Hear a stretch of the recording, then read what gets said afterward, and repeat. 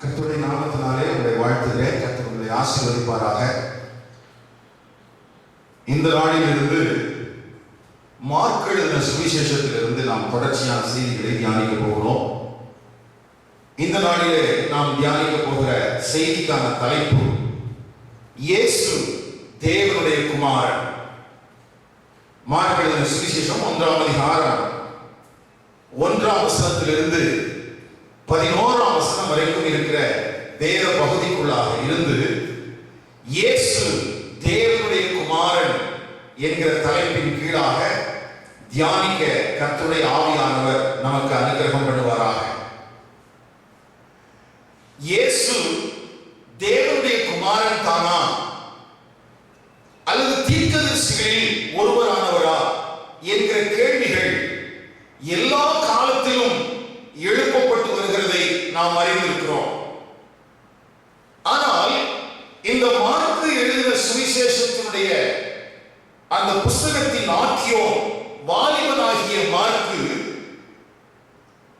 எந்த விதமான சந்தேகத்திற்கும் இடமில்லாதபடிக்கு இந்த சுவிசேஷ புஸ்தகத்தினுடைய ஆரம்பத்திலேயே 1ஆம் வசனத்தினுடைய முதல் பகுதியிலேயே தேவனுடைய குமாரனாகிய இயேசு என்று அழுத்தமும் திருத்தமுமாக பதிவு செய்கிறதை நாம் வாசிக்கிறோம்.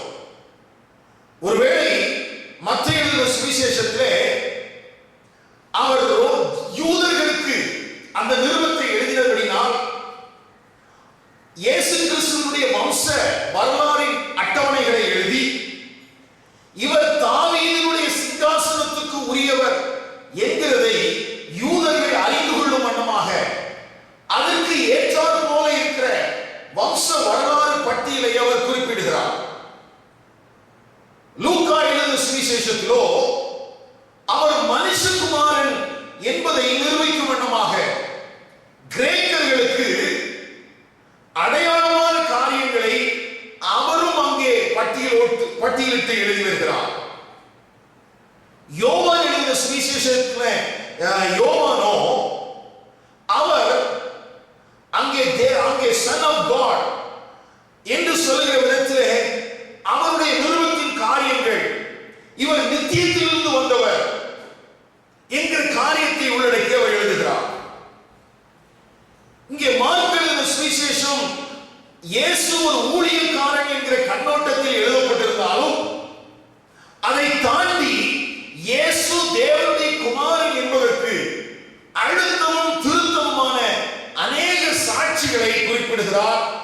அந்த சாட்சிகளில் முதலாவது அவர் தன்னை நிறுத்தி அங்கே எழுத ஆரம்பிக்கிறார்.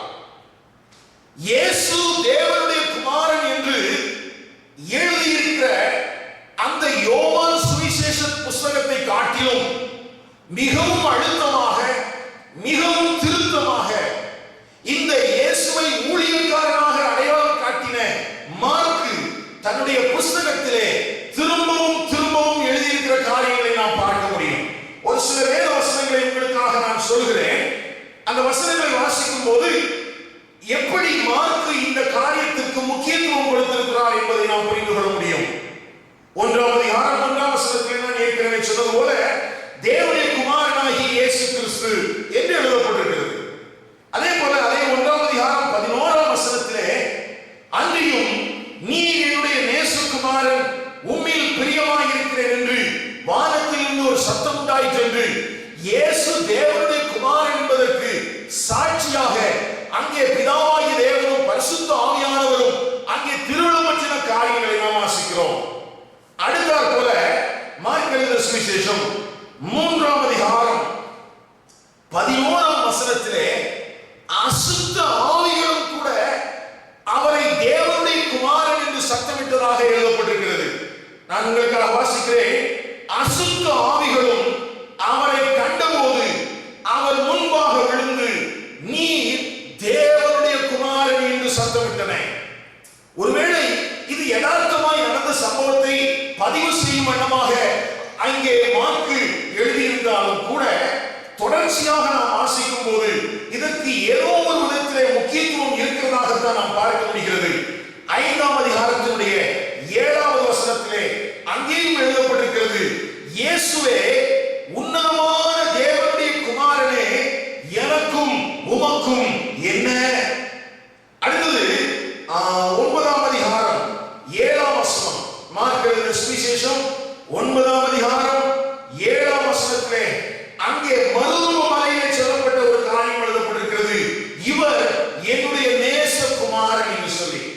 அடுத்தபடியாக மார்க் எழுதின சுவிசேஷம் 12ஆம் அதிகாரம், மார்க் எழுதின சுவிசேஷம் 12ஆம் அதிகாரத்தில் முதல் 11 வசனங்களிலும் எழுதப்பட்டிருக்கிற ஓமை அடிப்படையிலான காரியங்களை பார்க்கும் போதும் இயேசு தேவனுடைய குமாரன் என்று அங்கே மறைமுகமாக எழுதப்பட்டிருக்கிறது.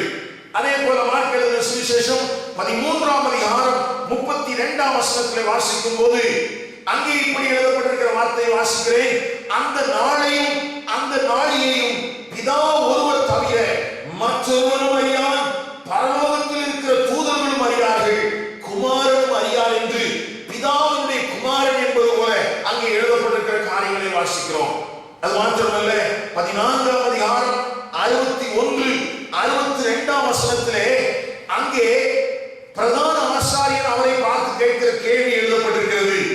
நீ ஸ்தோத்திரிக்கப்பட்ட தேவனுடைய குமாரனாகிய கிறிஸ்துதானா என்று கேட்டான். அதற்கு நான் அவர்தான் என்று அங்கே இயேசு மறு உத்தரம் சொன்னதாக எழுதப்பட்டிருக்கிறது. அடுத்தது மார்க் எழுதின சுவிசேஷம் 15ஆம் அதிகாரம் 39ஆம் வசனத்திலே நூற்றுக்கு அதிபதியானவன் ஆண்டவராகிய இயேசு கிறிஸ்து சிலுவையிலே மரித்தபோது அவன் சொல்லுகிறான், இந்த மனுஷன் மெய்யாகவே தேவனுடைய குமாரன் என்றான்.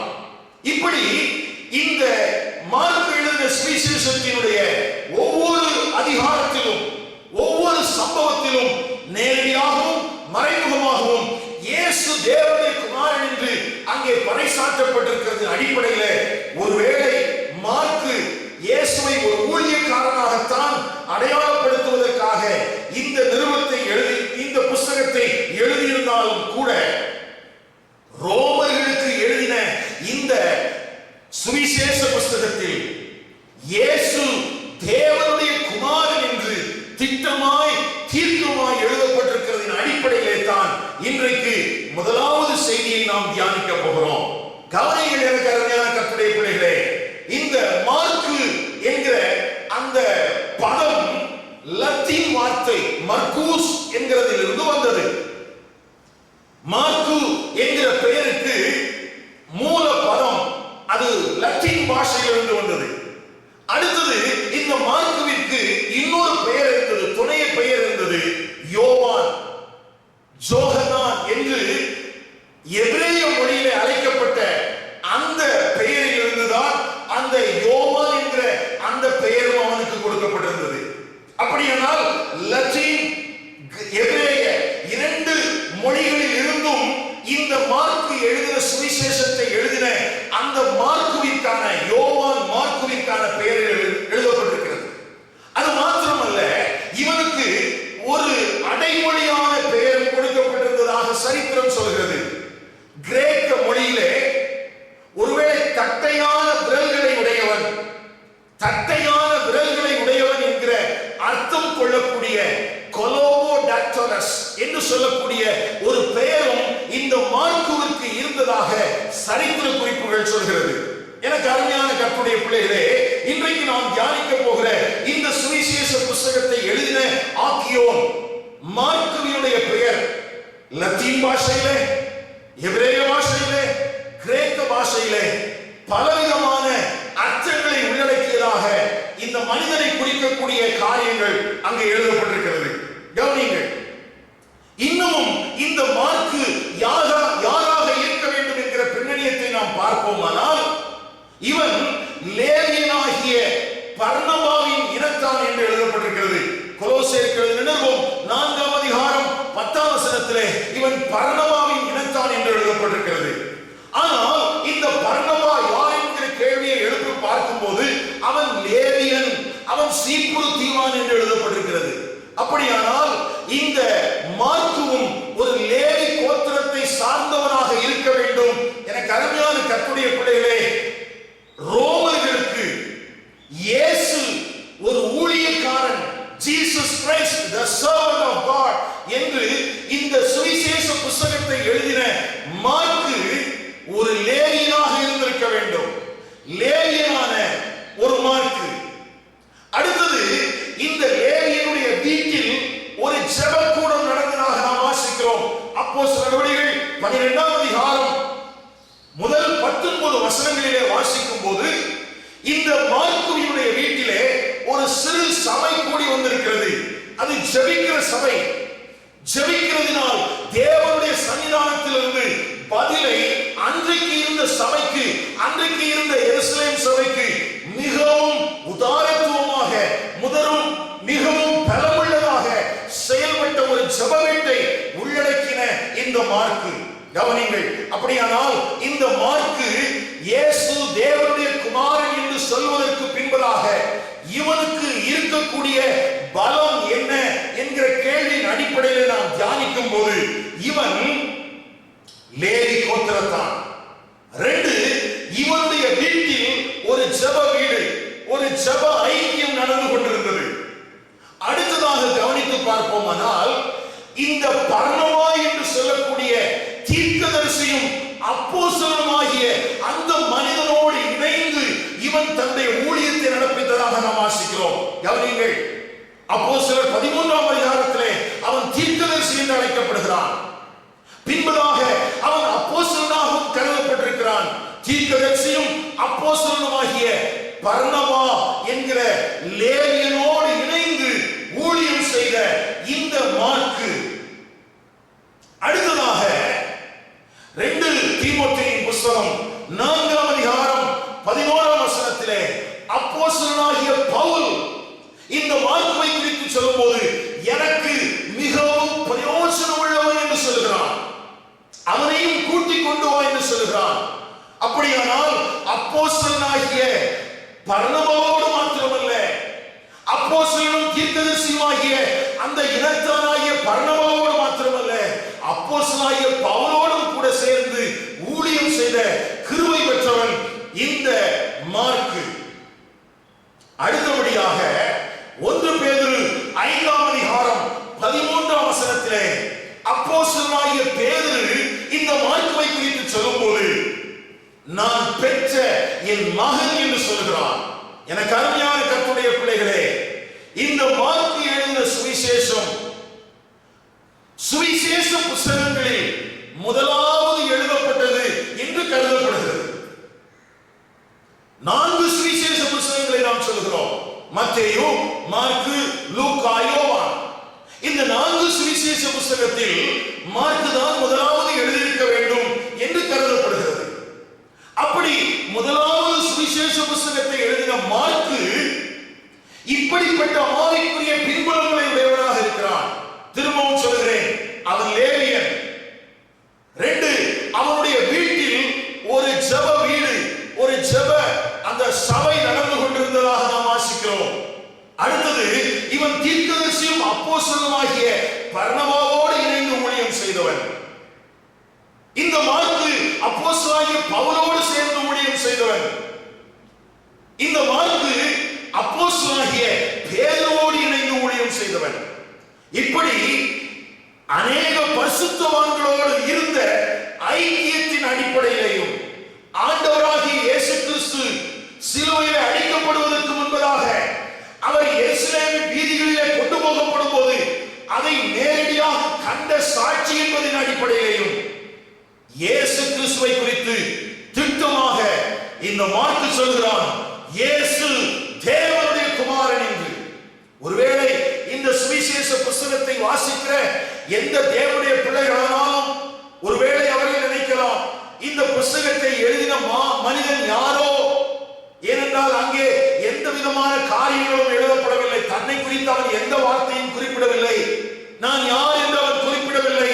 தன்னை ஒரு அப்போஸ்தலன் என்றோ, தன்னை பிடித்தெடுக்கப்பட்டவன் என்றோ, ஒரு வேதனைக்கப்பட்டவன் என்றோ, பரிசுத்தமாக்கப்பட்டவன் என்றோ எந்த அடைமொழியும் குறித்து தன்னை குறித்து சொல்லாமல் நேரடியாக இயேசு தேவனுடைய குமாரன் என்று எப்படி இந்த மனிதனால் எழுத முடிந்தது என்கிற ஒரு கேள்வி ஒருவேளை இந்த புத்தகத்தை, இந்த வசனத்தை வாசிக்கிற மனிதர்களுக்கு ஏற்படலாம். அவர்கள் அறிந்து கொள்ள வேண்டிய மிகவும் முக்கியமான ஒன்று, இவன் ஒரு ஆவிக்குரிய பின்னணியத்தை உடையவனாக இருந்தான். அந்த பின்னணியும் இவனுக்குள்ளே இயேசு யார் என்பதை குறித்த ஒரு தீர்க்கமான எந்த விதமான சந்தேகத்துக்கும் இடமில்லாதபடிக்கு அவனுக்குள்ளே ஆழமாய் பதிந்திருந்தது. அதைத்தான் முதலாவது அவன் பதிவு செய்கிறான். கவனிங்கள், நான் ஏற்கனவே சொன்னது போல இவன் தீர்க்கதரிசியும் அப்போஸ்தலனாகிய பர்னபாவோடு ஊழியம் செய்திருந்தான். அப்போஸ்தலனாகிய பவுலோடு ஊழியம் செய்திருந்தான். அப்போஸ்தலனாகிய பேதுருவோடு ஊழியம் செய்திருந்தான். ஆனாலும் இவனுடைய பேச்சு, இவனுடைய எழுத்து பர்னபாவை காட்டிலும் பவுலை காட்டிலும் பேதுருவின் தாக்கத்தினால் நிரம்பி இருந்தது. கவனிங்கள், ஏனென்றால் இவனுடைய அந்த மொழி, அதாவது அப்போஸ்தலனாகிய பேதுருவினுடைய ஊழியத்தில் மொழிபெயர்ப்பாளராக இந்த வாலிபன் மார்க்கு பயன்படுத்தப்பட்டபடினாலே அங்கே பேதுரு பிரசங்கிக்கிற வார்த்தைகள், பேதுரு பிரசங்கித்த காரியங்கள், இவைகளெல்லாம் இவனுடைய வாழ்க்கையிலே ஒரு பெரிய மாற்றத்தை கொண்டு வந்திருந்தது. எனக்கு அருமையான கர்த்தருடைய பிள்ளைகளே, இதே மார்க்கு புத்தகத்தினுடைய கடைசி பகுதிக்கு வரும்போது அவன் ஒரு பலவீனனாகத்தான் அடையாளம் காட்டப்படுகிறான். தன்னை பிடிக்க வந்த போர்ச்சவர்களுக்கு மத்தியிலே தான் போர்த்திக் கொண்டிருந்த போர்வையை கூட உதறிவிட்டு நிர்வாணமாய் ஓடிவிட்ட ஒரு வாலிபன் என்று தன்னுடைய பெயரை குறிப்பிடாமல் ஆனால் தன்னை குறித்து எழுதியிருக்கிறான். அப்படி பலவீனமுள்ள ஒரு பாத்திரமாக இருந்த போதிலும் அப்போஸ்தலனாகிய பேதுரு என்கிற அருமையான பரிசுத்தவானோடு இணைந்து இவன் செய்த ஊழியம், அதன் விளைவாக இவனுடைய வாழ்க்கை ஒரு பெரிய மாற்றம் அடைந்திருந்தது. அந்த மாற்றம் அடைந்ததற்கு முதல் சாட்சி இயேசு தேவனுடைய குமாரன் என்று பறைசாற்றுகிறான். எனக்கு அருமையான கர்த்தருடைய பிள்ளைகளே, இந்த வார்த்தைகளை கேட்கிற உங்களுடைய வாழ்க்கையிலே நீங்கள் பெற்றிருக்கிற ஆவிக்குரிய பின்புலங்களினாலே, நீங்கள் பெற்றிருக்கிற ஆவிக்குரிய நன்மைகளினாலே இயேசு தேவனுடைய குமாரன் என்பதை தீர்க்கமாய் இந்த உலகத்திற்கு சொல்லக்கூடிய ஒரு துணிச்சலும் ஒரு தைரியமும் ஒரு வைராக்கியமும் அப்படிப்பட்ட உண்மை தன்மையை புரிந்து கொண்ட காரியங்களும் உங்களுக்குள்ளே இருக்கிறதா என்பதை கொஞ்சம் நீங்கள் சீர்தூக்கி பாருங்கள்.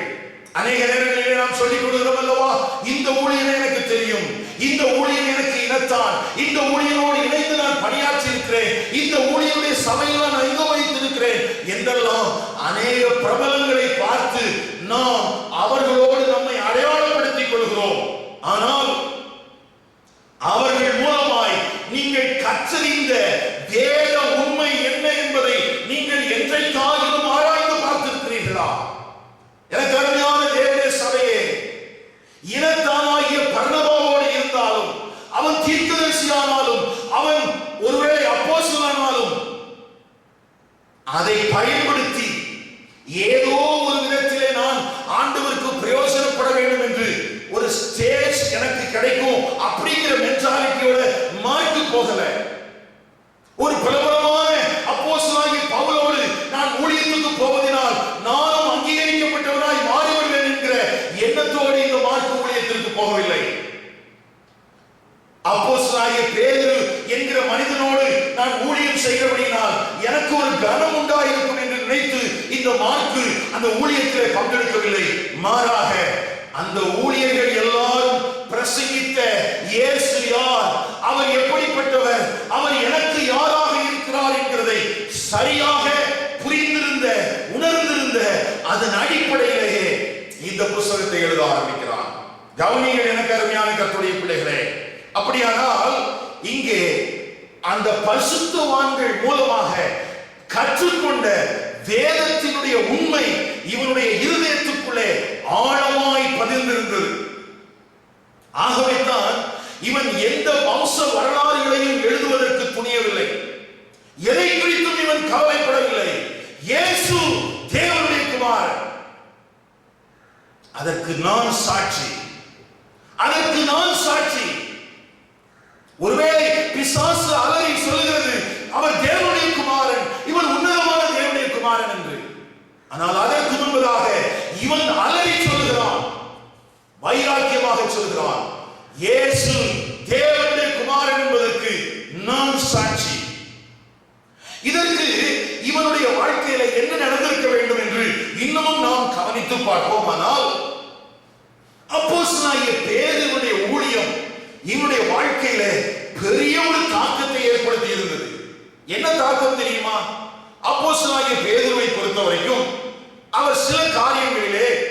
அப்போஸ்தலனாகிய பவுலை காட்டிலும் வேறுபட்டவராக இருந்தார். என்ன வேறுபாடு? இயேசு கிறிஸ்து ஊழியம் செய்கிற நாட்களிலே அவர் அநேக காரியங்களை பிரசங்கித்தார். அதே போல அவர் அநேக அற்புதங்களையும் அடையாளங்களையும் நடப்பித்தார். Works of the Lord, word of the Lord. அவருடைய வார்த்தையின் ஊழியம், அவருடைய செயல் அடிப்படையிலான ஊழியம். இந்த இயேசு கிறிஸ்துவின் ஊழியத்தில் பேதுருவை கவர்ந்தது வார்த்தையின் ஊழியம் அல்ல, அவருடைய செயலின் ஊழியம். இயேசு என்ன செய்தார் என்பது அங்கே பேதுருடைய உள்ளத்துக்குள்ளே பெரிய ஆழமாய் பதிந்திருந்தது. அதன் அடிப்படையிலே தான் அவர் எங்கே போனாலும் இயேசு என்ன செய்தார் என்று பிரசங்கித்தார். அவர் என்ன பேசினார் என்று அல்ல, அவர் என்ன செய்தார் அதை பிரசங்கிக்கும் போது அதை டிரான்ஸ்லேட் பண்ண இந்த மார்க்குக்குள்ளேயும் அதே ஒரு தாக்கம் உண்டாயிருந்தது. இந்த பேதுருவின் தாக்கம் இந்த மார்க்குக்குள்ளே எப்படி வந்தது என்றால், அந்த டிரான்ஸ்லேட் பண்ணும்போதெல்லாம் இயேசு என்ன செய்தார், இயேசு என்ன செய்தார் என்று சொல்லும்போது அவன் தன்னுடைய அந்த சுவிசேஷ புத்தகத்திலே இயேசுவினுடைய செயல்பாடுகளை மாத்திரமே எழுதியிருக்கிறான். அவருடைய பிரசங்கங்களை குறித்து அதிகமான காரியங்கள் எழுதப்படவில்லை. கவனிங்கள். அது மாத்திரமல்ல, பேதுருவுடைய வாழ்க்கையில அவன் தவறின நிறைய காரியங்கள் இருந்துச்சு. ரெண்டு சம்பவங்களை நமக்கு நல்லா தெரியும். ஒன்று, தேவனுக்கு ஏற்றவைகளை சிந்தியாமல் மனுஷனுக்கு ஏற்றவைகளை சிந்திக்கிறாயே சீமோனே, அப்பாலே போ சாத்தானே என்றெல்லாம் கடிந்து கொள்ளுகிற ஒரு காரியத்தை குறித்து நாம் அறிந்திருக்கிறோம். அதை எங்கு போனாலும் பேதுரு அப்போஸ்தலன் சொன்னதாக சரித்திர ஆசிரியர்கள் வரலாற்று குறிப்புகளின் அடிப்படையில் சொல்லுகிறார்கள். தன்னுடைய தோல்வியை பேதுரு எந்த இடத்திலும் தைரியமாய் சொல்லுவானா? இயேசு பாடுபட வேண்டும் என்கிற காரியத்தை குறித்து பேசின போது, நான் இப்படி சொன்னேன், இப்படி சொன்னதின் அடிப்படையில் அப்பாலே போ சாத்தானே என்று அவர் என்னை கடிந்து கொண்டார் என்று அவன் பிரசங்கங்களில் எல்லாம் சொல்லுவானா? ஆனால் அந்த சம்பவம் நடக்கும் போது, அந்த சம்பவம் நடப்பதற்கு கொஞ்சம் முன்னால இயேசு பேதுருவை பார்த்து ஒரு வார்த்தை சொல்லியிருந்தார். நீ பேதுருவாய் இருக்கிறாய், இந்த கல்லின் மேல் என் சபையை கட்டுவேன், பாதாளத்தின் வாசல்கள் மேற்கொள்வதில்லை என்று அவனை குறித்த ஒரு தேவ திட்டத்தை சொல்லியிருந்தார். ஆனால் அந்த வார்த்தைகளை அவன் எங்கேயுமே சொன்னதில்லையாம். ஆண்டவர் என்னை பார்த்து இப்படி சொன்னார் என்று பேதுரு எங்கேயும் தன்னுடைய பிரசங்கத்திலே பயன்படுத்தினதில்லையாம். அப்படியானால் அதைத்தான் இங்கே மார்க்கு தன்னுடைய புஸ்தகத்திலே நினைவு கூறுகிறான். எப்படி நினைவு கூறுகிறான்? அங்கே நடந்த சம்பவத்திலே மத்தேயு எழுதின சுவிசேஷத்திலே 16ஆம் அதிகாரம் உடைய வேதாகமத்தை திருப்பிக் கொள்ளுங்கள். மத்தேயு எழுதின சுவிசேஷம் 16ஆம் அதிகாரத்திலே ஒரு சில வசனங்களை மாத்திரம் வாசிக்கலாம். 18வது வசனத்துல பாருங்க. மேலும் நான் உனக்கு சொல்லுகிறேன், நீ பேதுருவாய் இருக்கிறாய், இந்த கல்லின் மேல் என் சபையை கட்டுவேன், பாதாளத்தின் வாசல்கள் அதை மேற்கொள்வதில்லை, பரலோக ராஜ்யத்தின் திறவுகோலை நான் உனக்கு தருவேன். பூலோகத்திலே நீ கட்டுகிறது எதுவோ பரலோகத்திலும் கட்டப்பட்டிருக்கும், பூலோகத்திலே நீ கட்டவிழ்ப்பது எதுவோ பரலோகத்திலும் கட்டவிழ்க்கப்பட்டிருக்கும். இங்கே சீமோன் பேதுருவை பார்த்து இயேசு சொன்ன இந்த வார்த்தைகளை அவன் எங்கேயுமே பயன்படுத்தவில்லையாம். அந்த அடிப்படையிலே தான் மார்க்கும் இந்த சம்பவங்களை குறிப்பிடும் போது பின்னாக போ சாத்தானே என்று சொல்லப்பட்ட வார்த்தைகளை எழுதி வைத்திருக்கிறார். மார்க்கு எழுதின சுவிசேஷம் 8ஆம் அதிகாரம் 32ஆம் வசனத்திலே அங்கே இப்படி எழுதப்பட்டிருக்கிறது. இந்த வார்த்தையை அவர் தாராளமாக சொன்னார். அப்பொழுது பேதுரு அவரை தனியே அழைத்துக் கொண்டு போய் அவரை கடிந்து கொள்ள தொடங்கினார். அவர் திரும்பி தம்முடைய சீஷரை பார்த்து பேதுருவை நோக்கி, எனக்கு பின்னாக போ சாத்தானே அப்படின்னு கடிந்து கொண்டதை குறித்து மாத்திரம் எழுதிட்டு இந்த 8ஆம் அதிகாரத்துல பேதுருவை பார்த்து இயேசு சொன்ன அந்த எந்த அவனை கனப்படுத்தக்கூடிய, அவனை மேன்மைப்படுத்தக்கூடிய அல்லது அவனுக்கு வாக்குத்தத்தம் பண்ணின எந்த திருவார்த்தைகளை குறித்தும் மார்க்கு தன்னுடைய சுவிசேஷ புஸ்தகத்தில் குறிப்பிடவில்லை. கவனிங்கள். அப்படியானால் இதை எதற்காக உங்களுக்கு சொல்கிறேன் என்றால், எந்த அளவுக்கு பேதுருவினுடைய வார்த்தைகள் இந்த மனிதனுக்குள்ளே ஆழ பதிந்திருந்தது. அடுத்ததாக பேதுரு தன்னுடைய வாழ்க்கையிலே மிகவும் சரிக்கிற ஒரு சம்பவம். 3 முறை அவன் ஆண்டவரை மறுதலித்தான். அந்த மறுதலித்த காரியத்தை குறித்து திரும்பவும் திரும்பவும் சொல்லுவானா, நான் மறுதலித்து விட்டேன், நான் மறுதலித்து விட்டேன். நான் கொஞ்சம் யோசித்து பார்க்கிறேன். இன்றைக்கு பிரசங்க மேடைகளிலே முழங்குகிறவர்களையும் ஒரு பக்கத்திலே பேதுருவையும் நிறுத்தி பார்த்தால், அவன் தன்னுடைய தவறுகளை பகிரங்கமாக ஜனங்களுக்கு முன்பதாக அவன் ஒத்துக்கொள்கிறான். நான் இப்படி பேசினேன், அவர் என்னை கடிந்து கொண்டார், நான் இப்படி அவரை மறுதலித்து விட்டேன், நான் மனம் கசந்து அழுதேன் என்று பேதுரு தன்னுடைய தவறுகளையும் தன்னுடைய பலவீனங்களையும் ஒத்துக்கொண்டவனாக பிரசங்க இடத்தில் நின்றிருக்கிறான். அப்படியானால் அவன் எந்த இடத்திலும் தன்னை ஒரு மேலானவனாக காண்பித்து விடுவதற்கு அவன் துணிந்து விடவே இல்லை. ஆனால் இன்றைக்கு இருக்கிற பிரசங்க வேலைகளிலே எனக்கு அருமையான தேவனுடைய சனமே, ஒரு பெரிய பரிதாபம் என்ன தெரியுமா? தேவனை காட்டிலும் தனக்கு மேலான அனுபவங்கள் இருப்பது போல தன்னுடைய வாழ்க்கையில் இருக்கிற குறைவுகளை எல்லாம் மறைத்துவிட்டு தன்னை மேன்மைப்படுத்துகிற காரியங்கள் மாத்திரமே பேசப்படுகிறது. ஆகவே அங்கே பேதுரு மார்க்குவை இன்ஃப்ளூயன்ஸ் பண்ணது மாதிரி இன்னைக்கு இருக்கிற இளம் தலைமுறைகளை ஒரு மனிதனாலும் இன்ஃப்ளூயன்ஸ் பண்ண முடியறதில்லை. ஒரு டிரான்ஸ்பரண்டான பிரீச்சிங் இல்லை, ஒரு டிரான்ஸ்பரண்டான ஒரு வாழ்க்கை இல்லை. சமீபத்தில் நான் ஒரு ஊழியரை சந்தித்த போது அவர் தன்னுடைய பிள்ளைகளை குறித்து பேசும்போது இப்படி சொன்னார், ஐயா, நான் ரட்சிக்கப்பட்ட போது, நான் வாலிபனாய் இருந்த போது, நான் என் பிள்ளைகளின் வயதுக்கு ஒத்தவனாய் இருந்த போது எனக்கு அநேக ஆவிக்குரிய தலைவர்கள் இருந்தார்கள். அவருடைய மாதிரி வாழ்க்கை என்னை இழுத்தது. நான் தடுமாறுகிற போதெல்லாம் அந்த மாதிரி தலைவருடைய வாழ்க்கையை, அவருடைய செய்கைகளை பார்த்து நான் கர்த்தருக்குள்ளே என்னை திடப்படுத்திக் கொண்டேன். ஆனால் இன்றைக்கு என்னுடைய வாலிப வயதில் இருக்கிற பிள்ளைகளுக்கு அப்படி போன்ற டிரான்ஸ்பரண்டான லைஃப் வாழக்கூடிய தலைவர்கள் இல்லை. காரணம் இதுதான். பேதுருவை பொறுத்த வரைக்கும் தன்னை அல்ல, தன்னை அழைத்தவரை மேன்மைப்படுத்தினான். ஆகவே தான் ஒரு அப்போஸ்தலனாக இருந்த போதிலும், தனக்கு அநேக மேன்மைகளை ஆண்டவர் திருமணம் பற்றி இருந்த போதிலும், அதையல்ல, தன்னுடைய தவறுகளை சுட்டி காட்டினான். தவறுகளை மற்றவர்களுக்கு முன்பாக சொல்லி, என்னுடைய வாழ்க்கையில் எப்படி சறுக்குதல் உண்டாயிருந்தது, ஆனாலும் அந்த கிருபையுள்ள தேவன் எனக்கு இரக்கம் காண்பித்தார், அவருடைய அன்பு என் வாழ்க்கையில் வெளிப்பட்டது என்று கிறிஸ்துவையே மேன்மைப்படுத்தினான். இந்த காரியம் இந்த மார்க்குவை வெகுவாய் பாதித்திருந்தது. ஐயா, மறுதலித்து போன பேதுரு திரும்பவும் மனம் திரும்பி திரும்பவும் புதுப்பிக்கப்பட்டு அவனை பார்த்து இயேசு 3 முறை கேட்டார் அல்லவா, என் ஆடுகளை மேய்ப்பாயா, என் ஆட்டுக்குட்டிகளை மேய்ப்பாயா என்றெல்லாம் கேட்டு அவனை ரெஸ்டோர் பண்ணாரு, மறுபடியும் தூக்கி நிறுத்தினாரு. அதை குறித்து பேதுருவே, நீ பிரசங்கிடத்தில் பேசவில்லையா? இல்ல, பேசல. அதனால அதை யோவான் மாத்திரம் தான் எழுதினாரு, இங்கே மார்க்கு எழுதல. கவனிங்க, இந்த அடிப்படையில தான் இந்த மார்க்கு எழுதின சுவிசேஷத்திற்கு இன்னொரு பெயரும் இருக்கிறது. இது பேதுரு எழுதின சுவிசேஷம் என்று கூட சில வேத அறிஞர்கள் கருதுகிறார்கள். எனக்கு அருமையான கர்த்தருடைய பிள்ளைகளே, பேதுரு என்கிற அந்த அப்போஸ்தலன் இவனை குமாரன் என்று சொல்வதற்கு காரணம் என்ன என்று நீங்கள் ஆழமாய் பார்ப்பீர்களானால், ஏதோ இணைந்து ஊழியம் செய்ததினால் மாத்திரமல்ல. அப்படியானால் இவன் பர்னபாவோடு ஊழியம் செய்திருக்கிறான், அப்படியானால் இவன் பவுலோடு ஊழியம் செய்திருக்கிறான். பேதுருடைய வாழ்க்கை, பேதுருடைய டிரான்ஸ்பரண்டான லைஃப், அவனுடைய பிரசங்கமானி இவனை வெகுவாய் கவர்ந்திருந்தது.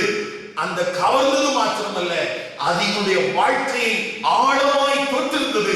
அதன் அடிப்படையிலே தான் இங்கே இந்த புஸ்தகத்தை எழுதும் போது, இந்த சுவிசேஷ புஸ்தகத்தை எழுதும் போது அவன் ஆரம்பத்திலேயே ஆணித்தரமாக எந்த விதமான சந்தேகத்திற்கும் இடமில்லாதபடிக்கு தெளிவாய் ஓவர்களுக்கு ஒன்று சொல்கிறான், நான் எழுதுகிற இந்த சுவிசேஷம் கர்த்தராகிய இயேசு கிறிஸ்துவினுடையது, அவர் தேவன் அதற்கு நான் சாட்சி. இந்த காலை நேரத்திலே இந்த வார்த்தைகளை கேட்கிற எத்தனை பேர் இவ்வளவு தீர்க்கமாய் இவ்வளவு அறுதியிட்டு இன்றைக்கு உலகத்தை பார்த்து சொல்ல முடியும்? ஏனென்றால் இன்றைக்கு மாற்று மத நண்பர்கள் ஒருவேளை அவர்கள் வெளி தோற்றத்திலே விக்கிரகங்களை சேவிக்கிறவர்களானாலும் வெளி தோற்றத்திலே விக்கிரகங்களை சேவிக்காதவர்களானாலும் இயேசுவை தீர்க்கதரிசி என்கிறார்கள், இயேசுவை புனிதர் என்கிறார்கள், இயேசுவை தேவனுடைய குமாரன் என்று ஏற்றுக்கொள்வதற்கு மனமற்றவர்களாய் அவர்கள் வாதிடுகிறார்கள். அவர்களுக்கு மத்தியிலே நீங்களும் நானும் வாழ்ந்து காட்டுகிற நிறுவனங்களாய் இயேசு தேவனுடைய குமாரன் என்பதற்கு நான் சாட்சி என்று மாற்றுவை போல சொல்ல முடியுமா? இந்த வார்த்தைகளை கேட்கிற எனக்கு அருமையான தேவனுடைய பிள்ளையே, இந்த வெளிப்பாடை அவன் எங்கிருந்து பெற்றுக் கொண்டான் தெரியுமா? எங்கிருந்து பெற்றுக் கொண்டான் தெரியுமா? திரும்பவும் உங்களுடைய வேதத்தை திருப்பிக் கொள்ளுங்கள். மத்தேயு எழுதின சுவிசேஷம் 16ஆம் அதிகாரம். மத்தேயு எழுதின சுவிசேஷம் 16ஆம் அதிகாரம். அங்கே இயேசு தம்முடைய சீஷர்களை பார்த்து ஒரு கேள்வி கேட்கிறார். 13ஆம் வசனத்தில் எழுதப்பட்டிருக்கிறது, தம்முடைய சீஷரை நோக்கி, மனுஷகுமாரனாகிய என்னை ஜனங்கள் யார் என்று சொல்கிறார்கள்? இயேசு தம்முடைய சீஷர்களை பார்த்து கேட்கிறார். அப்பொழுது அங்கே இருக்கிற சீஷர்கள் அவரை பார்த்து என்ன சொன்னாங்களா? சிலர் சொன்னாங்க யோவான் ஸ்நானகர் என்றார்கள், சிலர் எலியா என்றார்கள், சிலர் எரேமியா என்றார்கள், சிலர் தீர்க்கதரிசிகளில் ஒருவர் என்றார்கள். இப்படி எல்லாம் அவங்க உள்ளத்தில் இருந்ததை சொன்னபோது பேதுரு அப்போஸ்தலன் மாத்திரம் சொல்கிறார். வாசிக்கலாம் அந்த வசனத்தை 16, 17. சீமோன் பேதுரு பிரதியுத்தரமாக, நீ ஜீவனுள்ள தேவனுடைய குமாரனாகிய கிறிஸ்து என்றார். கவனிங்கள், அங்கே சீஷர்களுக்குள்ள எல்லாம் இப்படிப்பட்ட ஒரு புரிந்து கொள்ளுதல் இல்லை. இந்த வெளிப்பாடு அவர்களுக்குள்ள இல்லை. சூழ இருந்தவர்களுக்கு இவர் யார் என்கிற ஒரு தெளிவு இல்லாத காலத்திலேயே ஒரு பெரிய தெளிவை உடையவனாய் இருந்தான் அப்போஸ்தலனாகிய பேதுரு. அந்த வெளிப்பாட்டுக்கு காரணம் என்ன என்று இயேசு அவனை குறித்து சொல்கிறார். 17ஆவது வசனத்தை வாசிக்கலாம். இயேசு அவனை நோக்கி, யோனாவின் குமாரனாகிய சீமோனே, நீ பாக்கியவான், மாம்சமும் இரத்தமும் இதை உனக்கு வெளிப்படுத்தவில்லை, பரலோகத்தில் இருக்கிற என் பிதா இதை உனக்கு வெளிப்படுத்தினார். எனக்கு அருமையான கர்த்தருடைய பிள்ளையே, தேவனிடத்திலிருந்து தனக்கு கிடைத்த வெளிப்பாடை ஆழமாய் இந்த மார்க்கு என்கிற வாலிபனுக்குள்ளாய் அவன் பதித்திருந்தான். இயேசு தீர்க்கதரிசிகளில் ஒருவர் அல்ல, இயேசு யோவான் ஸ்நானகர் அல்ல, இயேசு எரேமியா அல்ல, இயேசு எலியா அல்ல, அவர் ஜீவனுள்ள தேவனுடைய குமாரனாகிய கிறிஸ்து. இந்த வெளிப்பாடை அழுத்தமும் திருத்தமுமாக அந்த மார்க்குவுக்கு சொல்லிக் கொடுத்திருந்தான். நான் ஏற்கனவே சொன்னேன், பேதுருவை பார்த்து வாக்குத்தத்தங்களாக ஆண்டவர் சொன்ன வார்த்தைகளை அவன் பிரசங்கிக்கவும் இல்லை, அதை அவனுக்குள்ளே பதிய வைக்கவும் இல்லை. ஆனால் பரலோகம் கற்றுக் கொடுத்தவைகளை இந்த மார்க்குக்கு அவன் கற்றுக் கொடுக்காமல் விட்டுவிடவும் இல்லை. எனக்கு அருமையான தேவனுடைய பிள்ளைகளே, இந்த காலை நேரத்திலே இந்த வார்த்தைகளை கேட்கிற உங்கள் வாழ்க்கையிலே உங்களுக்கு ஊழியக்காரனாய் இருக்கிற மனிதன் உங்களுக்கு எதை கற்றுக் கொடுக்கிறான்? இயேசு யார் என்பதை கற்றுக் கொடுக்கிறானா, அல்லது இயேசு அவரை குறித்து சொன்னவைகளையே திரும்பவும் திரும்பவும் உங்களுக்குள்ளே பேசி அவர் என்ன சொல்லி இருக்கிறார், எதற்காக என்னை அழைத்திருக்கிறார் என்று தன்னையே முன்னிலைப்படுத்துகிற காரியங்களை பேசிக் கொண்டிருக்கிறார்? இயேசு ஒரு ஊழியன் மேல் தேவ நோக்கத்தை வைத்திருக்கிறார் என்பதை ஜனங்கள் அறிந்து கொள்ள வேண்டிய அவசியம் இருக்கிறது, உண்மைதான். ஆனால் அதை மாத்திரமே பேசிக் கொண்டிருப்பதல்ல, அதையும் தாண்டி தன்னை அழைத்திருக்கிற இயேசு யார், அவர் இந்த உலகத்திற்கு வந்த மெய்யான நோக்கம் என்ன? அப்படியானா இந்த இடத்துல மார்க்கு ரோமர்களுக்கு இயேசு ஒரு ஊழியக்காரன் என்று தான் பேச போகிறான். இயேசு ஒரு ஊழியக்காரன் என்று பேச போகிறான். அந்த அடிப்படையில் அவர் செய்த காரியங்களை தான் எழுத போகிறான். ஆனால் அந்த ரோமர்களுக்கு இன்னொரு அறிவையும் அவன் கூட்ட விரும்புகிறான். என்ன அறிவு? இயேசு ஊழியக்காரன் தான், ஆனால் அவர் தேவனுடைய குமாரனாகிய கிறிஸ்து. இன்னைக்கு அநேக நேரத்துல தனக்கு மூத்த தலைவர்களிடத்திலிருந்து பின்வரும் சந்ததிகளுக்கு இயேசுவை குறித்த சரியான வெளிப்பாடுகள் கடத்தப்படவில்லை என்று சொல்வேன். அப்படி கடத்தப்பட்டிருக்குமானால் இன்றைக்கு மாற்று மத நண்பர்கள் கிறிஸ்தவ மார்க்கத்தை குறித்து இழிவாய் பேசும்போது நாம் நடனமாடி கொண்டிருக்க மாட்டோம். காரியமில்லாத காரியங்களுக்கு மேலே நம்முடைய கவனங்களை செலுத்தி இருக்க மாட்டோம். கவனிங்கள் என கருமையானவர்களே, இந்த கொள்ளை நோயின் தாக்கங்கள் நிறைந்திருக்கிற இந்த காலத்தில் நம்முடைய ஆராதனைகள், நம்முடைய செய்திகள் எல்லாம் இன்டர்நெட்டை நம்பிதான் இருக்குது. யூடியூப்ல, ஜூம்ல, கூகுள் மீட்ல அப்படின்னு சொல்லி நம்ம அந்த பிளாட்ஃபார்மை தான் யூஸ் பண்ணிட்டு இருக்கிறோம். ஆனா அந்த பிளாட்ஃபார்ம்ல நீங்கள் பிரசங்கிக்கிற கர்த்தருடைய வார்த்தையை காட்டிலும், நீங்கள் ஆடி காண்பிக்கிற அநேக ஆட்டங்களை காட்டிலும் கேவலமான காரியங்களும், இந்த சத்திய சுவிசேஷத்திற்கு எதிர்மறையான காரியங்களும் அங்கே ஏற்கனவே பதியப்பட்டிருக்கிறது என்பதை மறந்துவிட வேண்டாம். அப்படியானால் இயேசு தேவனுடைய குமாரன் அல்ல என்று பேசுகிற 100 வீடியோக்கள் இருக்கிற ஒரு இடத்துல தான் இயேசு தேவனுடைய குமாரன் என்று பேசுகிற உங்களுடைய செய்தியும் போய் சேருகிறது. அப்படியானால் நீங்கள் பேசுகிற செய்தி அங்கே இருக்கிற நூற்றுக்கணக்கான குப்பைகளை உடைத்தெறியக்கூடிய வல்லமையுள்ளதா இருக்க வேண்டாமா? கிறிஸ்தவத்திற்கு எதிர்மறையாய், சுவிசேஷத்திற்கு விரோதமாய், சுவிசேஷத்தின் விரோதிகள் பிரசங்கித்து வைத்திருக்கிற, பேசி வைத்திருக்கிற கட்டுக்கதைகளை உடைப்பதற்கு ஒரு சத்துவமுள்ள சாரமுள்ள உப்பாக கர்த்தருடைய வார்த்தை வெளிப்பட வேண்டாமா? ஆனால் அதை குறித்தெல்லாம் இன்றைக்கு சபைக்கு அக்கறை இல்லை. ஆன்லைன்லையும் எனக்கு காணிக்கை அனுப்பு என்று சொல்கிற ஒரு கேவலத்தின் உச்சம் இந்த நாட்களில் நிறைந்திருக்கிறது. இந்த வார்த்தைகளை கேட்கிற எனக்கு அருமையான கர்த்தருடைய பிள்ளையே, ஒரு அப்போஸ்தலனாகிய பேதுரு தன்னுடைய வாழ்க்கையிலே சறுக்குதல் உண்டாயிருந்தது, தவறுகள் உண்டாயிருந்தது, மறுதலிக்கிறவனாய் இருந்தான், தூக்கி நிறுத்தப்பட்டிருந்தான். அவன் தன்னுடைய இளம் சந்ததி, இளம் தலைமுறை, வரும் கால சந்ததிகள் எதில் தவறுவிடக் கூடாது என்று, தன்னை போல ஒரு தவறு என் சந்ததிக்கு வந்துவிடக் கூடாது என்று தன் தவறுகளை சொல்லி சொல்லி சொல்லி அவர்களை எச்சரித்தான். அதே நேரத்தில் தேவனுடைய வெளிப்பாடுகளை அவர்களுக்குள்ளே ஆழமாய் பதிய வைத்திருந்தான். ஆகவே ஒரு புதிய தலைமுறை கிறிஸ்துவுக்கு என்று எழுப்பிற்று. அது முதலாவது சுவிசேஷத்தை அறிவிப்பதற்கு இந்த புஸ்தகத்தை எழுதுகிறது. எழுத்தின் ஆரம்பத்திலேயே அவன் துரிதமாய் எழுதுகிறான், இயேசு தேவனுடைய குமாரன். இந்த 16 அதிகாரத்துக்குள்ளையும் மார்க்கு காண்பித்திருக்கிற வேகம், ஒருவேளை நீங்க நினைக்கலாம், பிரதர் நீங்க எதுக்காக இவ்வளவு வேகமா பேசுறீங்க? மார்க்கு எழுதின சுவிசேஷ புஸ்தகத்தை வேகமாக பேசாமல் இருக்க முடியாது. ஏனென்றால் மற்ற சுவிசேஷ புஸ்தகத்தை காட்டிலும் இந்த மார்க்கு கிட்டத்தட்ட 41 முறை இயேசு துரிதமாக, வேகமாக, உடனே அவர் கடந்து சென்று ஊழியம் செய்த காரியத்தை குறித்து பதிவிட்டிருக்கிறார்.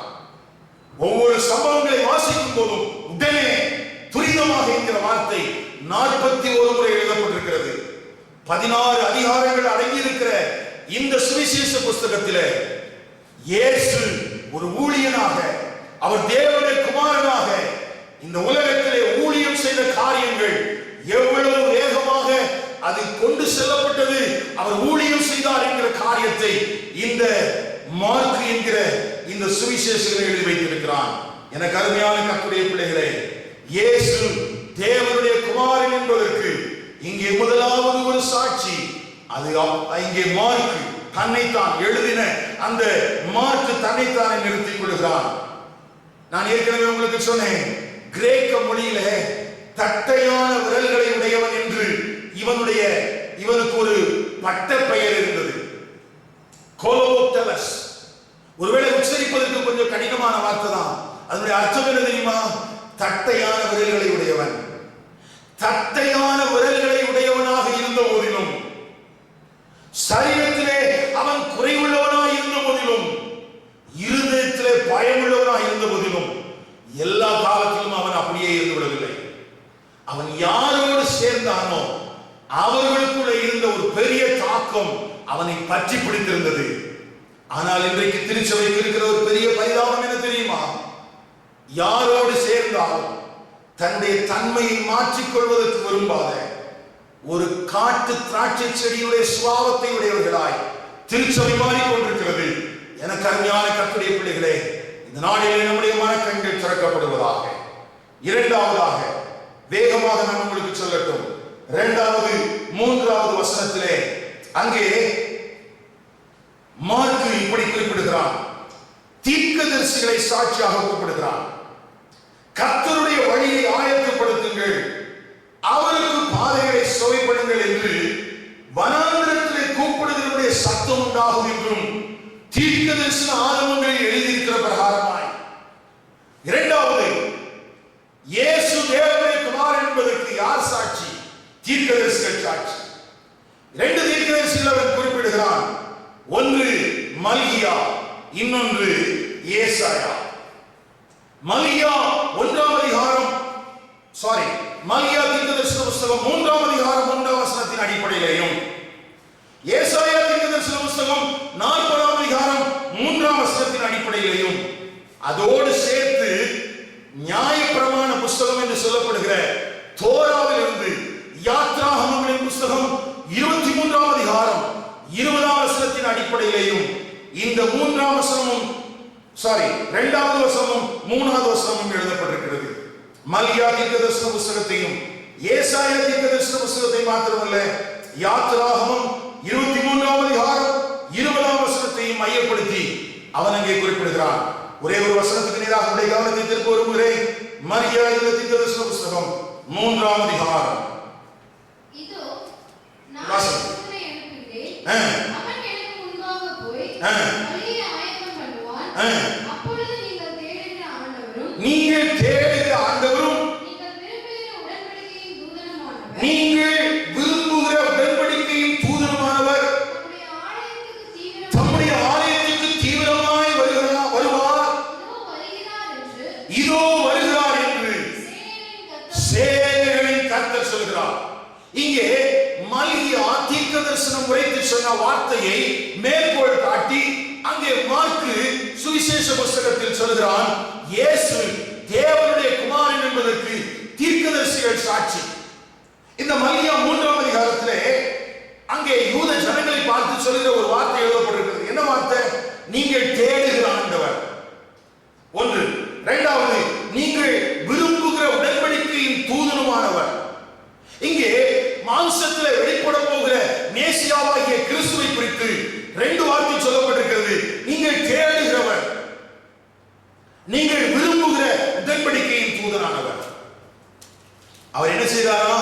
தீவிரமாய் வருவார், இதோ வருகிறார் என்று சேனைகளின் கர்த்தர் சொல்கிறார். அப்படியானா இதோ வருகிறார் என்று இயேசு கிறிஸ்துவினுடைய மாம்ச பிறப்பை குறித்து, தேவனுடைய குமாரனை குறித்து தீர்க்கதரிசனம் உரைத்த இந்த மல்கியாவின் தீர்க்கதரிசன வசனத்தை சொல்லி காண்பித்து மார்க்கு சொல்கிறான், இயேசு தேவனுடைய குமாரன் என்று. கவனிங்கள், மல்கியா அது மாத்திரம் சொல்லல. அடுத்த வசனத்துல பாத்தீங்கன்னா, ஆனாலும் அவர் வரும் நாளை சகிப்பவன் யார்? இங்க முதல் வசனத்துல இயேசு கிறிஸ்துவினுடைய மாம்ச பிறப்பை குறித்து பேசியிருக்கிறது, முதல் வருகையை குறித்து.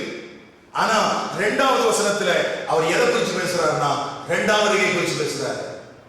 ஆனாலும் என்ன? ஆனாலும் நீங்க தேடுறவர் தான், நீங்க காத்துக்கிட்டு இருக்கிறவர் தான், நீங்க எதிர்பார்த்துட்டு இருக்கிறவர் தான், நீங்க விரும்புகிறவர் தான் வரப்போறார். இதோ வர்றார். எப்ப சொல்லப்பட்டுச்சு? 400 வருஷத்துக்கு முன்னால மல்கியா சொல்லிட்டு சொல்றாரு, ஆனாலும் அவர் வரும் நாளை சகிப்பவன் யார்? இங்கே வருகிற நபரை அல்ல, வருகிற நாளை குறித்து பேசுகிறான், கர்த்தருடைய நாளை குறித்து பேசுகிறான். கவனிங்கள், அப்படி சொல்லிட்டு அடுத்து சொல்றாரு, அவர் வெளிப்படுகையில் நிலை நிற்பவன் யார்? அவர் புடமிடுகிறவனுடைய அக்கினியை போலவும் வண்ணாருடைய சௌகாரத்தை போலவும் இருப்பார்.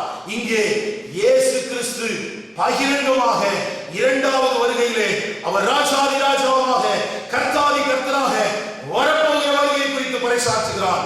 எனக்கு அருமையான கர்த்தருடைய பிள்ளைகளே, இந்த வசனத்தை மேற்கோள் காட்டிதான் இயேசு தேவனுடைய குமாரன் என்று சொல்கிறார். தேவனுடைய குமாரனுக்கு அங்கே எழுதப்பட்டிருக்கிறதுக்கு இன்னொரு நோக்கம் இருக்குது. தூதனானவர் வரப்போகிறார், அதற்கு முன்பதாக ஒரு தூதனை அனுப்புகிறார். அங்க ஒரு மறைமுகமான செய்தி என்ன இருக்குது? தூதனானவர் ஒரு வனாந்திரத்திலே அங்கே உண்டாகிற ஒரு சத்தத்தை குறித்து எழுதப்பட்டிருக்கிறது.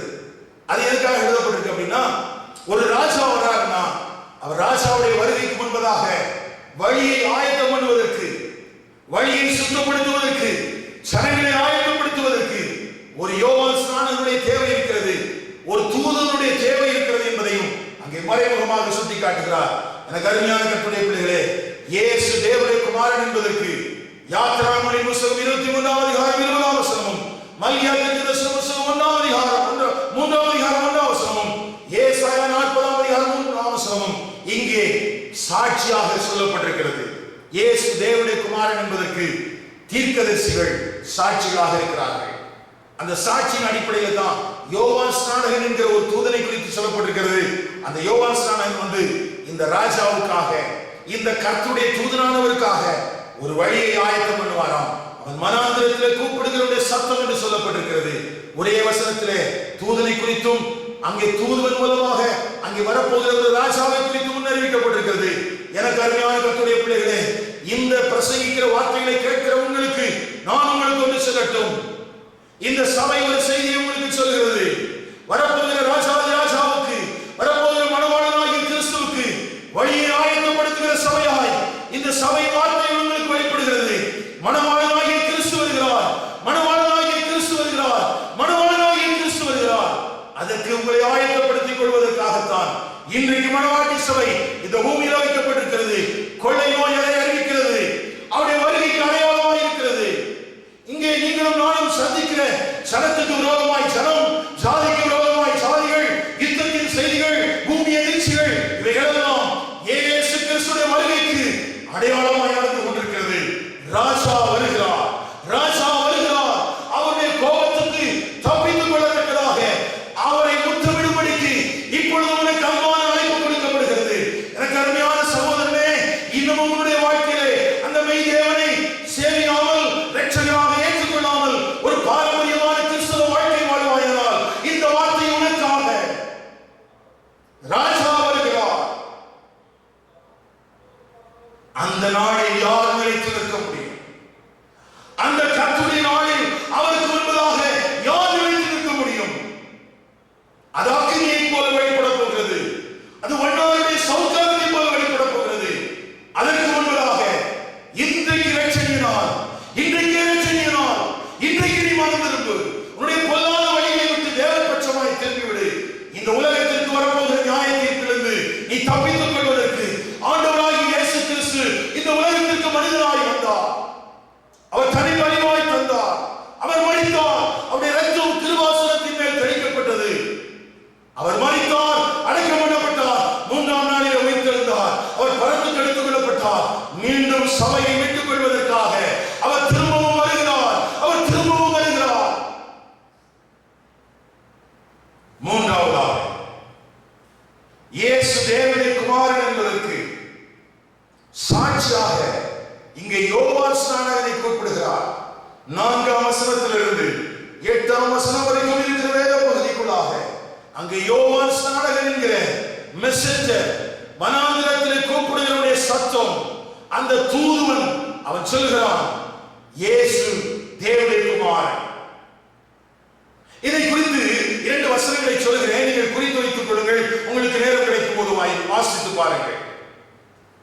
இயேசுவை குறித்து யோவான் ஸ்நானகனும், யோவான் ஸ்நானகனை குறித்தும் இயேசுவும் பேசிக்கொண்ட காரியங்கள், அங்கே சொன்ன காரியங்கள். மத்தேயு எழுதின சுவிசேஷம் 11ஆம் அதிகாரம் முதல் 15 வசனங்கள்.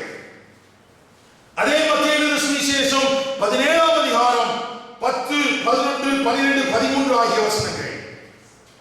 மத்தேயு 17ஆம் அதிகாரம் 10ஆம் வசனத்திலிருந்து 13ஆம் வசனம் வரைக்கும் இயேசு யோவான் ஸ்நானகனை குறித்து என்ன சொன்னார் என்று எழுதியிருக்கிறது. அதே மத்தேயு சுவிசேஷம் 11ஆம் அதிகாரம் 1ஆம் வசனத்திலிருந்து 11ஆம் வசனம் வரைக்கும் அங்கேயும் இயேசு யார் என்கிறதின் அடிப்படையில் அங்கே கேள்விகள், அங்கே உரையாடல் எழுதப்பட்டிருக்கிறது. அது மாத்திரமல்ல, யோவான் எழுதின சுவிசேஷம் 3ஆம் அதிகாரம் 25ஆம் வசனத்திலிருந்து 30ஆம் வசனம் வரைக்கும் யோவான் ஸ்நானகன் இயேசுவை குறித்து சொன்ன காரியங்களும் எழுதப்பட்டிருக்கிறது. சரி, போகட்டும்.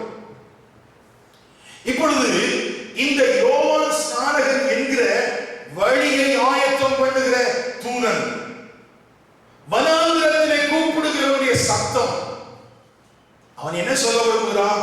இந்த வேத பகுதிகளை என்ன பதிவு பண்ணி வைத்திருக்கிறாரு? அவர் சொல்றாரு, 7ஆம் வசனத்தில் எப்படி எழுதியிருக்கிறது, வாசிக்கலாமா? என்னிலும் வல்லவர் எனக்கு பின் வருகிறார்,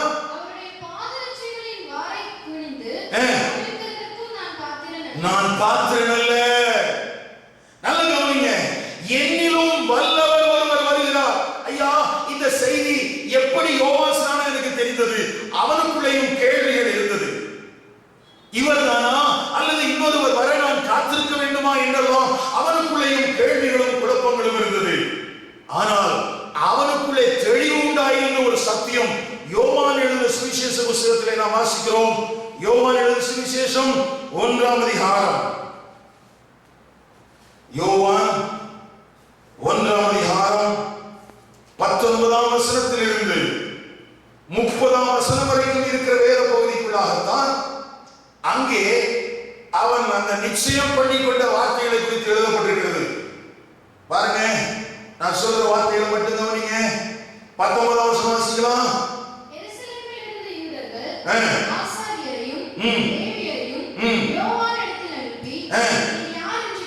இங்கே எருசலேமில் இருந்த யூதர்களும் ஆசாரியர்களும் லேவியர்களும் யோவானிடத்திலே ஆள் அனுப்பி, ஆசாரியரையும் லேவியரையும் யோவானிடத்தில் ஆள் அனுப்பி என்ன கேட்டாங்க? நீ யாருன்னு கேட்டாங்க. உடனே அவன் யோவான் என்ன சொல்றான்? அவன் மறுதலியாமல் அறிக்கையிட்டது வண்டி அல்ல என்று சொன்னான். நான் கிறிஸ்து அல்ல, நீ யாருன்னு கேட்டா முதல்ல, ஏன்னா அவங்களுக்கு சந்தேகம் அப்படிதான், ஒருவேளை இவர் கிறிஸ்துவா இருக்குமோ. அப்போ உடனே கேட்டாங்க, நீ யார்? எலியாவா? நீ தீர்க்கதரிசியானவரா? அப்படின்னு சொல்லி அவங்க கேட்கும்போது மார்க்கு சொன்ன அதே வார்த்தைகளை அவனும் சொல்றான். கர்த்தருக்கு வழியை செவை பண்ணுங்கள் என்று ஏசாயா தீர்க்கதரிசி சொன்னபடியே நான் வனாந்திரத்தில் கூப்பிடுகிறவனுடைய சத்தம். அப்போ யோவான் ஸ்நானகன் தன்னை குறித்து என்ன சொன்னாரோ அதன் அடிப்படையில தான் அங்கே மார்க்கு தன்னுடைய நிருபத்துல, தன்னுடைய புத்தகத்துல குறிப்பிடுறார். சொல்லிட்டு அப்ப அந்த சம்பாஷணர் அடுத்தாப்புல கேள்வி வருது, நீர் கிறிஸ்துவும் அல்ல, எலியாவும் அல்ல, தீர்க்கதரிசியானவரும் அல்ல, அப்படின்னா ஏன் ஞானஸ்நானம் கொடுக்குறீங்க அப்படின்னு கேட்டா அவர் சொல்றாரு, நான் ஜெபத்தினால ஞானஸ்நானம் கொடுக்கிறேன். ஆனா நீங்க தெரியாம இருக்கிற ஒருத்தர் உங்க மத்தியில இருக்கிறார். இந்த வசனத்தை சில நேரத்தில் நம்ம ஆட்கள் தப்பா யூஸ் பண்றாங்க. இங்க யோவான் ஸ்நானகன் யாரை குறிப்பிட்டு சொல்றாரு? நீங்கள் அறியாதிருக்கிற ஒருவர் உங்கள் நடுவிலே இருக்கிறார். யார் அது? ஆண்டவராகிய இயேசு கிறிஸ்து, மனுஷகுமாரனாக, தேவனுடைய குமாரனாக, இந்த உலகத்தின் பாவத்தை சுமந்து தீர்க்கிற தேவ ஆட்டுக்குட்டியாக யோவான் ஸ்நானகன் ஊழியம் செய்த அந்த காலத்திலேயே அவரும் அங்கே நிற்கிறார். அது இவங்களுக்கு தெரியல. ஆனா நம்ம ஆட்கள் இப்போ பரிசுத்த ஆவியானவருக்கும் இந்த வசனத்தை தான் சொல்றாங்க. சரி, போகட்டும். அவர் சொல்றாரு அடுத்தது, அந்த நீங்கள் அறியாதிருக்கிற ஒருவர் எனக்கு பின் வந்தும் என்னிலும் மேன்மை உள்ளவர் அப்படிலாம் சொல்லிட்டு 29ஆம் வசனம் வாசிங்க. வர கண்டு இதோ உலகத்தின் பாவத்தை சுமந்து தீர்க்கிற தேவாட்டுக்குட்டி. கவனிங்கள் ஐயா, இந்த யோவான் ஸ்நானகனுக்குள்ளேயும் ஒரு வேவரிங் இருந்துச்சு, யாரா இருக்குமோ அவருக்கு. ஆனா அவனுக்கு தெரிஞ்சிச்சு நான் யாரு இல்லை. அதே நேரத்தில் கிறிஸ்துவானவர் வந்தபோது அவர் யார் என்றும் அவன் தெளிவாய் அறிந்து கொண்டான். அவன் சொல்கிறான், இதோ உலகத்தின் பாவத்தை சுமந்து தீர்க்கிற தேவ ஆட்டுக்குட்டி என்கிற தேவனுடைய குமாரனாகிய கிறிஸ்து. அதைத்தான் இங்கே யோவான் அங்கே மார்க்கு தன்னுடைய புத்தகத்தில் குறிப்பிடுகிறான். இப்பொழுது மார்க்கு புத்தகத்துக்கு வாங்க. மார்க்கு 1ஆம் அதிகாரம் 7ஆம் வசனத்துல அவன் அஹ், என்னிலும் வல்லவர் ஒருவர் எனக்கு ஆமா, இருக்கிறார். அங்கே யோவான் 1:30 எழுதப்பட்டிருக்கிற வசனத்தை தான் இங்க சொல்லி குறிப்பிடுறார். அப்படின்னா அதுக்கு முன்னாலே அவர் சொல்லிட்டார், இதோ உலகத்தின் பாவத்தை சுமந்து தீர்க்கிற தேவாட்டுக்குட்டி. அப்படியானால் இயேசு யார் என்பதற்கு யோவான் ஸ்நானகரும் ஒரு சாட்சி.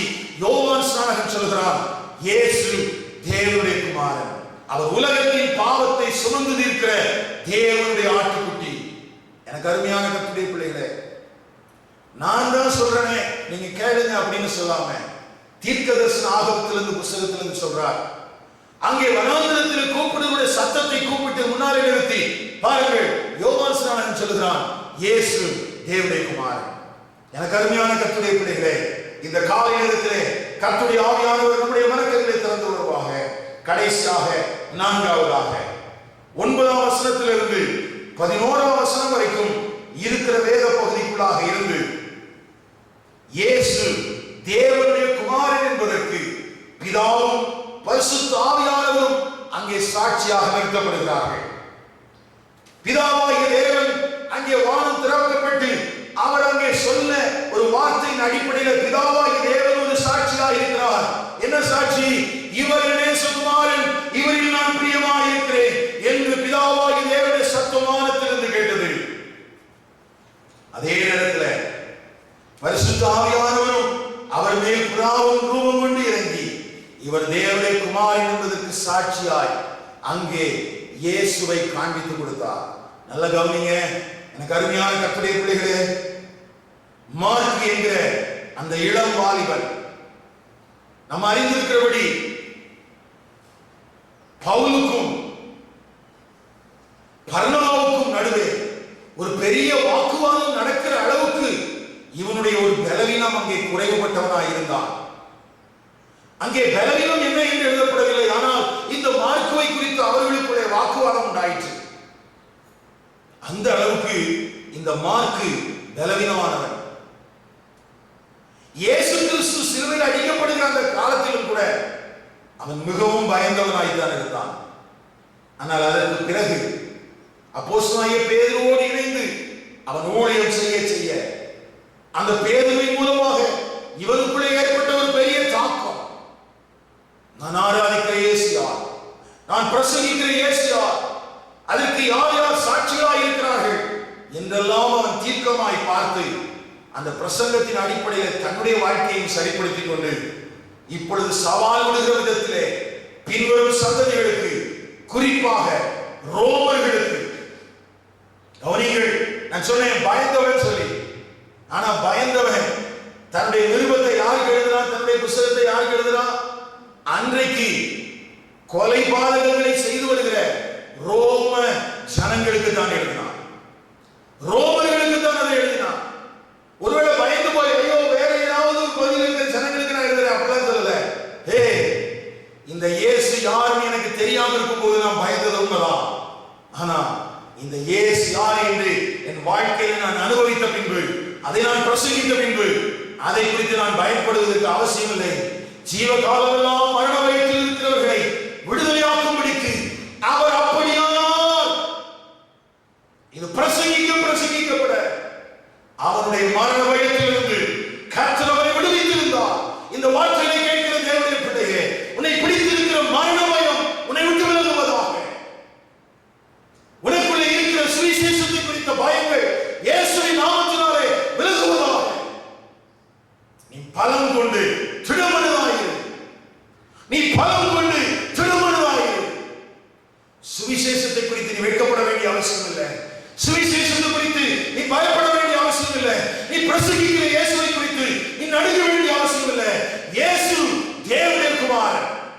அவர் வருகிறார், அவர் வருகிறார், அவர் வருகிறார்.